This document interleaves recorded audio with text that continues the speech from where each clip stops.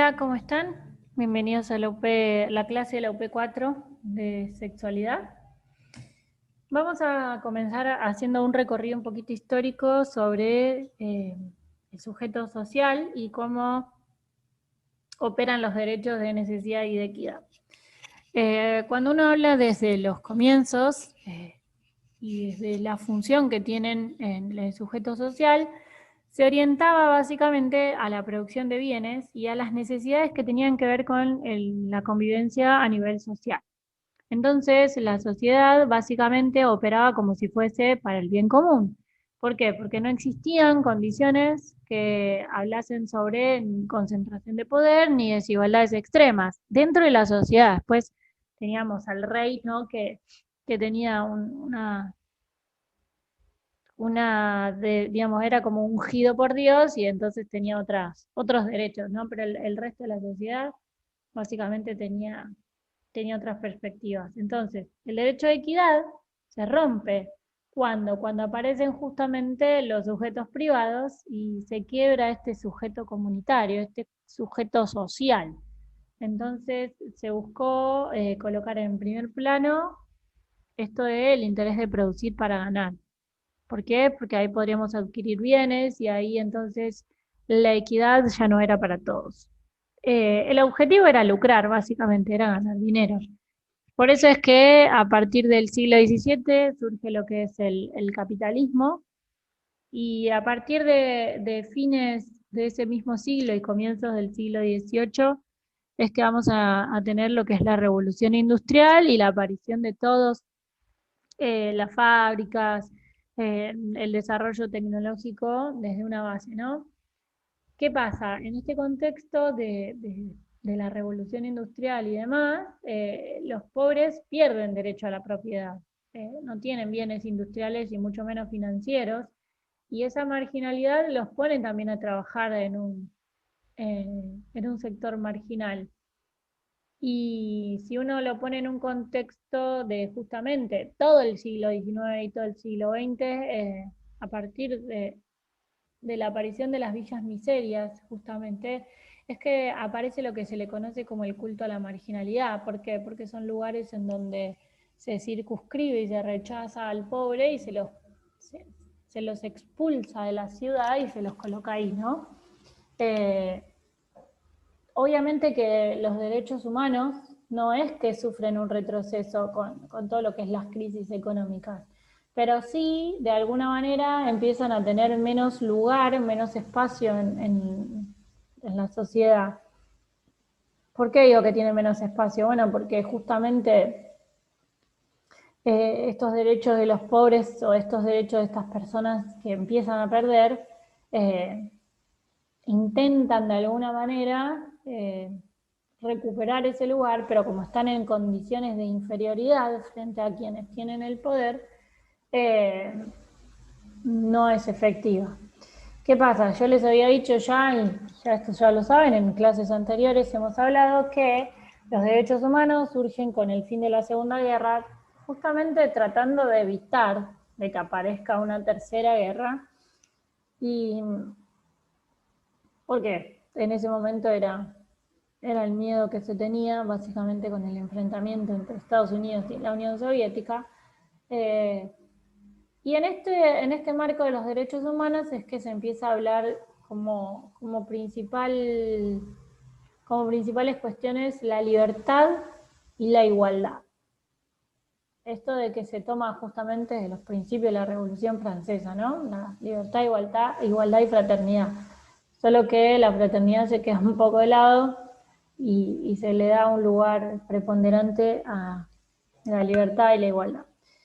Cuando hablamos de inequidad, justamente, y estamos hablando de lo que es la falta de equidad, o sea, cuando hablamos de equidad no es darle a todos por igual, sino es darle a quien más necesita más. Entonces, la inequidad justamente es esa falta de igualdad, esa falta de equidad que surge justamente como una concentración o como producto de una concentración de un poder, de un sector, que obviamente es inherente a una sociedad, ¿no? Entonces, la inequidad es fundamental para poder analizar los derechos humanos. Una categoría que analiza justamente a la inequidad es la necesidad. Y cuando hablamos de necesidad, estamos hablando desde dos corrientes del derecho. Por un lado, la corriente de la libertad, que habla que la necesidad es un valor relativamente que depende de opciones individuales y de que la posibilidad de cada persona y de su familia pueda adquirir dentro del mercado, ¿sí? Es una corriente liberal, hablamos. Y de la corriente naturalista, que es la corriente justamente más naturalista, por decirlo de alguna manera, es la que dice que la necesidad es un proceso que es determinante de la vida. ¿Por qué? Porque constituye un derecho humano y como tal es inalienable. Y entonces debe de accederse bajo una distribución que tiene que ser equitativa y que sea segura por parte de todos los miembros de la sociedad. Entonces, si bien la atención y los programas que hablamos siempre de prevención son necesidades discrecionales, el poder básicamente tiene ese lugar, tiene esa potestad de decidir cuáles son las necesidades que se van a incluir y cuáles no. Entonces, esa cuestión de que el pobre no tiene ese derecho de equidad, de recibir las cosas por igual, ahí es que no estamos hablando en términos de igualdad, ¿no? Entonces, ¿todos tenemos las mismas necesidades básicas o es una construcción sociocultural? Básicamente, lo que sucede es que las relaciones entre clases, a mí no me gusta hablar de clases sociales, es feo, pero bueno, cuando hablamos de estratos sociales, de géneros y de grupos éticos, es que se da justamente una concentración que afecta a unos de forma exclusiva, o sea, los excluye, y que justamente quienes detentan el poder económico principalmente y político están en un lugar de primordialidad.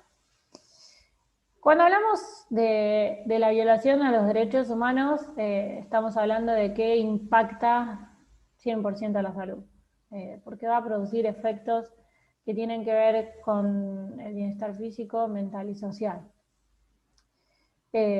Básicamente, las conferencias principales en este marco las encontramos en el 93, que habla sobre la Conferencia Mundial de Derechos Humanos de Viena, que habla sobre los derechos humanos de la mujer y de la niña, como una parte integral y que no se puede dividir de los derechos universales.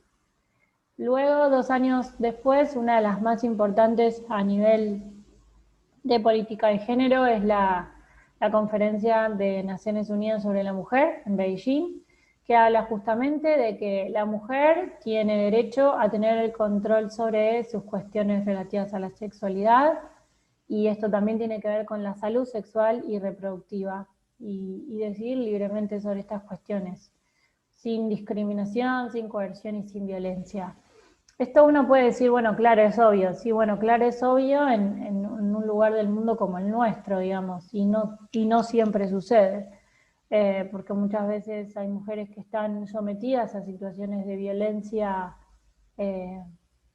dentro del ámbito familiar y no tienen ese derecho, pero principalmente en países en donde, por ejemplo, a las niñas se les mutila genitalmente desde pequeñas, o se las obliga a casarse con adultos y este tipo de cosas, ¿no? La Conferencia Mundial de Población tiene que ver con donde una de los principales uno de los principales temas que se trata dentro de esta conferencia mundial es que todas las parejas y todos los individuos tienen el derecho básico de decidir libre y responsablemente el número de hijos y el intervalo de los nacimientos. Y justamente en este marco también a tener información y educación y los medios de hacerlo. Entonces estamos hablando de la planificación familiar, ¿sí? Que es una parte fundamental en cualquier programa de salud. Cuando hablamos de salud, este concepto que siempre decimos que es problemático, o por lo menos político, porque es ese estado completo de bienestar físico, mental y social, y no solamente la ausencia de enfermedades o afecciones. Esto de que tengan cuidado y siempre aclaren de que es un concepto que lo podemos discutir o criticar desde un lugar en donde cuál es el estado completo de bienestar y cuál es la ausencia, ¿no? Esto de ausencia de enfermedad completa, ¿no? Pero bueno, el concepto parte de la OMS y así está, y así lo tenemos. Y lo que es la salud reproductiva, que es la situación en la que el proceso reproductivo se lleva a cabo en un estado de completo bienestar y no solamente en la ausencia de afecciones. Entonces, la salud reproductiva es una parte o es una situación en la que el proceso reproductivo se lleva adelante dentro de lo que es un marco saludable, un marco de la salud, ¿sí? O sea, una depende de la otra, ¿no? Entonces, esta salud reproductiva va a tener que ver con justamente la capacidad de disfrutar de una vida sexual satisfactoria, sin riesgos de procrear. Y esta libertad de hacerlo o no, cuándo y con qué frecuencia. Y acá ustedes ya saben, y ya tienen que haber estudiado los métodos anticonceptivos y todos los tipos de métodos que existen y cuáles son los mejores para cada momento. Y este es el derecho que tenemos, ¿sí? Como para poder llevar adelante la sexualidad en este caso y una responsabilidad reproductiva. Esto lleva implícito el derecho a obtener información sobre todos estos métodos, obviamente que no estén prohibidos, ¿no? Y en esto de que no estén prohibidos, bueno, nosotros tenemos, y ustedes ya los han estudiado, estos métodos anticonceptivos. Pero además existe o está inscripto en esta cuestión el derecho a recibir servicio de adecuada atención, que permitan justamente que los embarazos sean sin riesgo para las mujeres y que los partos también lo sean. Y entonces en esto le den a la pareja las máximas posibilidades de tener hijos sanos, ¿no? Y está dentro del derecho, dentro de lo que es esta salud reproductiva, el derecho a decidir si tiene o no hijos, cuántos, cómo y en qué momento tenerlos, ¿no? Esto también sugiere y supone de alguna manera una orientación sexual libre de coacción, libre de violencia, principalmente acceso a información sobre el cuerpo y educación sexual. Esto de volver otra vez a la ESI es muy importante que se conozcan cuáles son los métodos anticonceptivos, cuáles son las mejores formas para cuidarse desde, digamos, no son los, ustedes ya lo saben a esto, pero los métodos anticonceptivos no son todos iguales y no tienen todos los mismos riesgos ni los mismos componentes hormonales, y no es lo mismo, no le voy a dar un método anticonceptivo a alguien que ya ha tenido hijos, de un adolescente, digo. Entonces, como en este marco se tiene que dar a conocer, ¿no? Ahora uno puede preguntarse cuáles son estas libertades reproductivas. Bueno, principalmente el acceso al cuidado, a la salud reproductiva, o sea, el cuidado de cómo, cuándo y dónde quiero y en qué circunstancias quiero tener hijos, el acceso a un diagnóstico temprano y tratamiento adecuado para enfermedades de transmisión sexual, diferentes cánceres y el SIDA, acceso a cuidados prenatales, acceso a anticonceptivos apropiados, acceso a servicios adecuados ante situaciones de infertilidad, esto que hoy también está dentro del marco de lo que es el programa de salud, y de hecho se cubre los tratamientos por infertilidad. La libertad ante la esterilización, tanto forzada como consentida, ¿sí? La seguridad económica que pueda prevenir la posible explotación de mujeres, y esto lamentablemente todavía sucede. Una nutrición saludable y una vivienda digna, y no padecer condiciones insalubres en lugar de trabajo. Si uno analiza Estos puntos todavía podemos decir que hay muchos que no se cumplen o hay muchos que lamentablemente no llegan a los límites o a las necesidades que tenemos, ¿no? El logro de los objetivos de salud sexual y reproductiva requiere condiciones, requiere acceso a información y educación, requiere poder ejercer la sexualidad, y esto tiene que ver sin coacción, sin disminución, sin violencia, dentro de un marco en que ambos hayan elegido, con conocimiento y consentimiento pleno, y básicamente con seguridad, que se pueda decidir sobre la procreación, y esto es tener la información y educación adecuadas, ¿no? Uno de que a veces hay como socialmente hay un mal entendido concepto de que los pobres tienen 10 hijos porque quieren cobrar planes, y desde ya les digo que eso no es así. Acá se da un contexto de varias situaciones, muchas veces es justamente por falta de educación de cómo protegerse, otras veces es porque no conocen métodos, o sea, no tienen acceso y no conocen métodos anticonceptivos, no tienen estos cuidados de salud reproductiva, y otras veces, y lamentablemente, son víctimas también de abuso de violencia intrafamiliar. Entonces, no es que cuando uno ve en la calle o dice quieren cobrar 20.000 pesos de plan, desde ya les digo que los contextos no son iguales, y ustedes como estudiantes de la medicina tienen que salir de esa concepción y colocarse desde otro lugar, ¿no?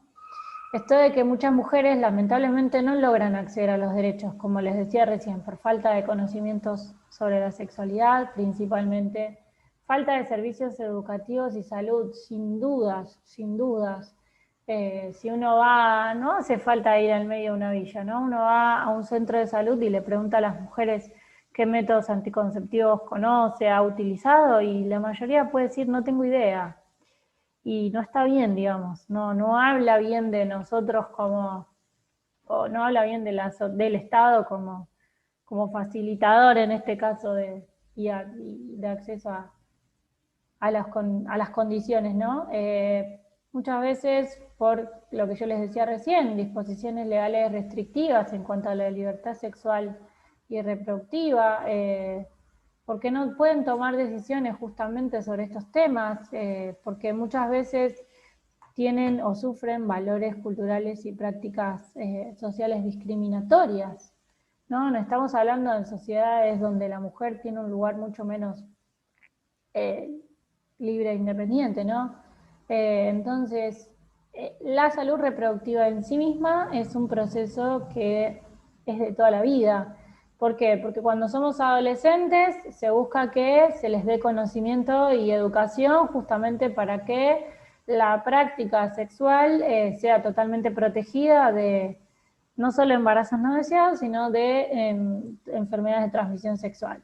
Cuando uno es adulto, porque estamos hablando de la planificación familiar y si es que se padecen o no problemas crónicos y bueno, tratamientos para ellos.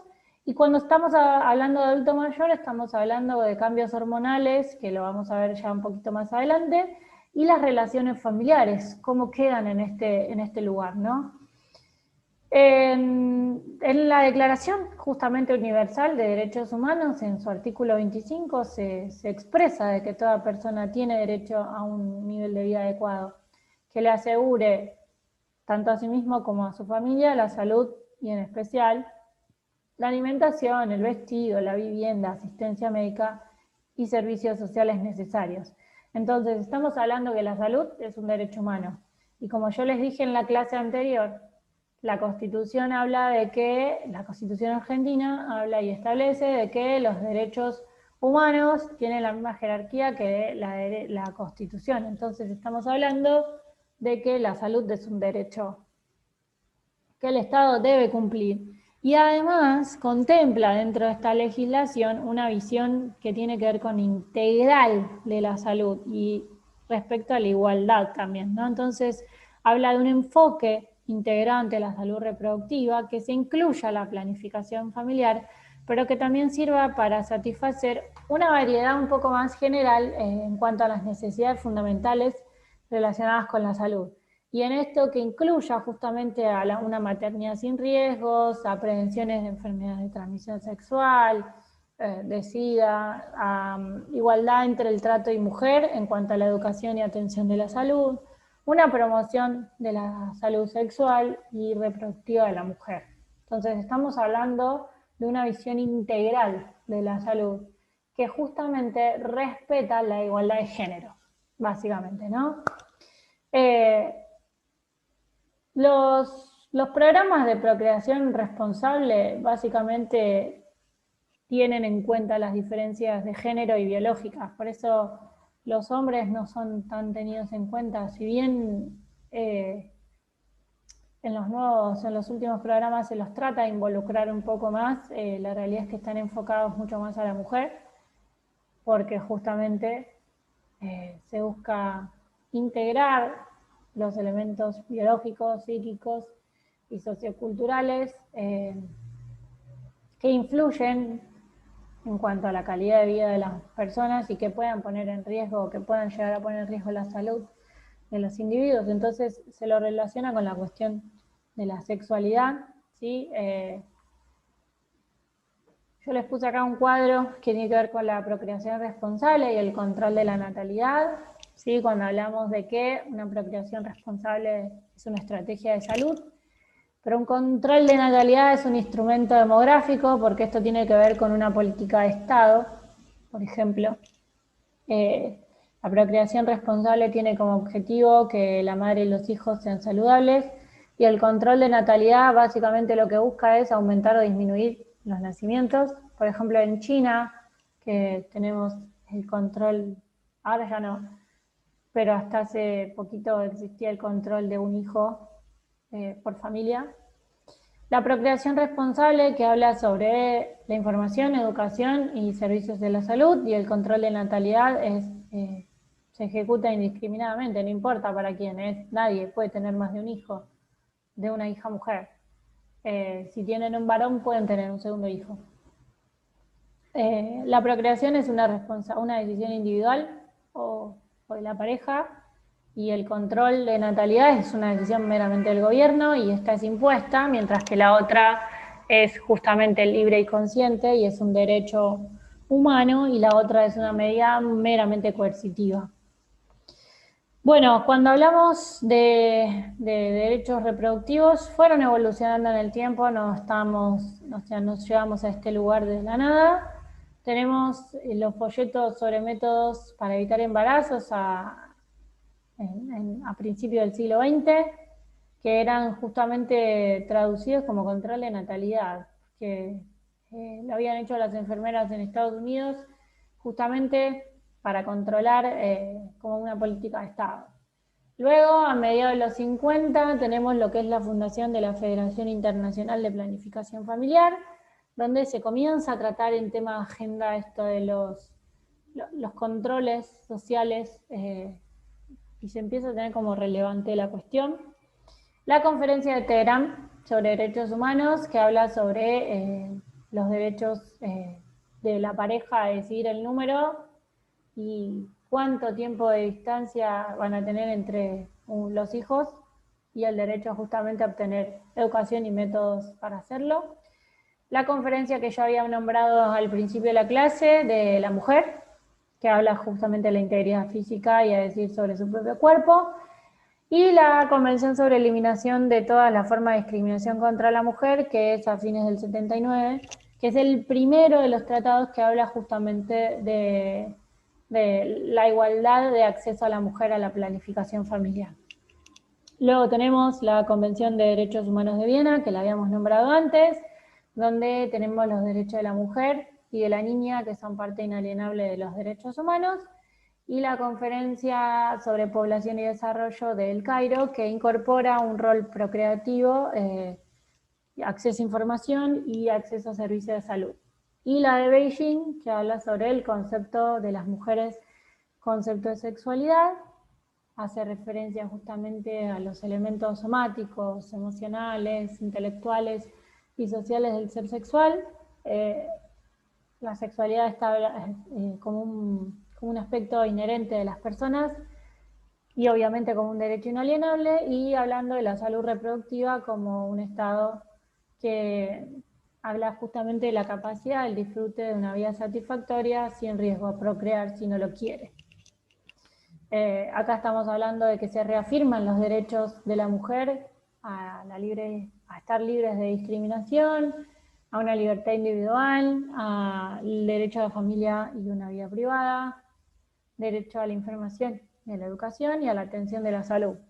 En Argentina, y esto es muy importante, en 2002 se promulga la ley sobre salud sexual y procreación responsable, justamente en el marco que se crea el Programa Nacional de Salud Sexual y Procreación Responsable, que tiene como objetivos alcanzar para la población el nivel más elevado de salud sexual y procreación responsable, disminuir la morbimortalidad materno-infantil, prevenir embarazos no deseados, promover una salud sexual en los adolescentes, contribuir a la prevención de enfermedades de transmisión sexual, de patologías genitales, de VIH-Sida y de patologías mamarias, garantizar el acceso a la información, orientación y métodos de servicios que tengan que ver con la salud sexual y la procreación responsable a toda la población, y principalmente potenciar la participación femenina en la toma de decisiones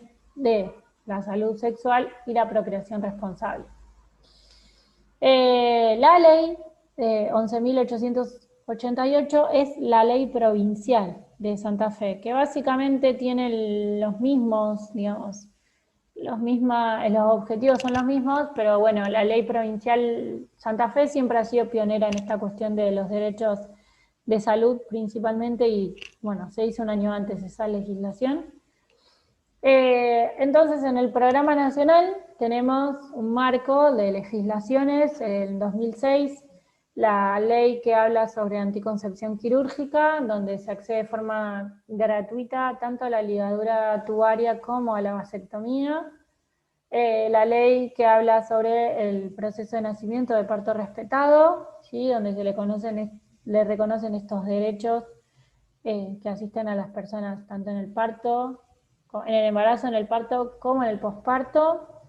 Y el Programa Nacional de Educación Sexual, esta ESI, que todavía seguimos teniendo problemas, pero también tenemos el matrimonio igualitario, ley para prevenir, asistir y eliminar todas las violencias contra la mujer, y en el 2012 la ley de identidad de género. Y bueno, la ley Micaela, ¿no? Yo acá les puse, no voy a hablar ahora porque es bastante extenso, pero cuáles son las etapas de este programa nacional. Empieza en la primera etapa en un 2003 a un 2006, donde se iniciaron las primeras compras de insumos anticonceptivos para que todas las personas que no tuvieran acceso, en contexto de, obviamente, cuestiones económicas y sociales, pudieran acceder. La etapa de la institucionalización, en donde aparece se incluye este programa dentro de lo que es el programa médico obligatorio, se garantizan los insumos anticonceptivos y se construye como un nuevo enfoque conceptual y de gestión, ¿no? Esto es un programa sanitario 100% financiado por el Estado. La etapa de consolidación, que se dio entre el 2010 y el 2014, que se busca justamente una mayor fortaleza en cuanto a la gestión a nivel territorial, garantizando estos insumos anticonceptivos, fortaleciendo los programas provinciales y elaborando protocolos para fortalecer a los equipos de salud. Y la ampliación de estos derechos que se da desde el 2015, que hablamos justamente de un fortalecimiento intersectorial, porque ya esto se plantea como que no es solamente una cuestión médica, sabemos que es interdisciplinaria, se extiende a temáticas de trabajo, hay una visión integral de los derechos sexuales y reproductivos. Y la salud colectiva generalmente se refiere a la salud pública, pero bueno, en los 70 aparece la corriente de medicina social, que todos conocemos, y donde se empiezan a debatir justamente estrategias de cambios posibles, pretensiones de desarrollar una salud pública que responda básicamente a las necesidades de salud de la población, y se logra este concepto de salud colectiva, donde tenemos diferentes categorías de análisis. Tenemos las categorías de reproducción social, producción económica, cultura, etnia y género. Surge como un esfuerzo de transformación y como un vehículo de una construcción alternativa de la realidad.